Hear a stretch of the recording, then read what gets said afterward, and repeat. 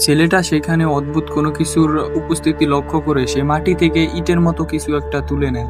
তখন সে হাত থেকে সেটিকে ছুঁড়ে মারে, এটা বোঝার জন্য যে সেটি আসলে কি ছিল।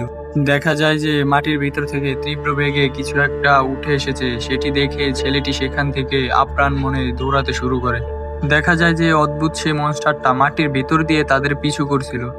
দৌড়তে দৌড়তে ছেলেটা একটা গাছের সাথে ধাক্কা খেয়ে নিচে পড়ে যায় এবং কোনো মতে একটি পুরনো গাছের শিকড়ের কাছে আশ্রয় নেয়। ছেলেটি তখন কোনো রকম ভাবে দেখার চেষ্টা করে জন্তুটি আসলে তাদের পিছনে এখনো আছে না। এটি দেখার পর ছেলেটি যখনই নিশ্চিন্ত মনে বসেছিল, তখন দেখা যায় অক্টোপাসের মতো কোনো কিছু একটা তাদের পিছনে তাদেরকে খুঁজছিল। ছেলেটি যথাসম্ভব চেষ্টা করলো যাতে তাদের এখান থেকে কোনো শব্দ না হয়। একটা সময় একটা কাপড় উড়ে আসলে তাদের কুকুরটি সেটিকে লক্ষ্য করে সেইখানে চলে যায় কাপড়টিকে দেখার জন্য। দেখা যায় মাটির নিচ দিয়ে মনস্টারটি তাদের দিকে তীব্র বেগে ছুটে আসছিল। ছেলেটি কোনো রকম ভাবে একটা বোমা তুলে নিয়ে সেটিকে তার মুখের ভিতরে মেরে দেয়। সেইখানেই মনস্টারটি পুরোপুরি ব্লাস্ট হয়ে সেখানেই মারা যায়।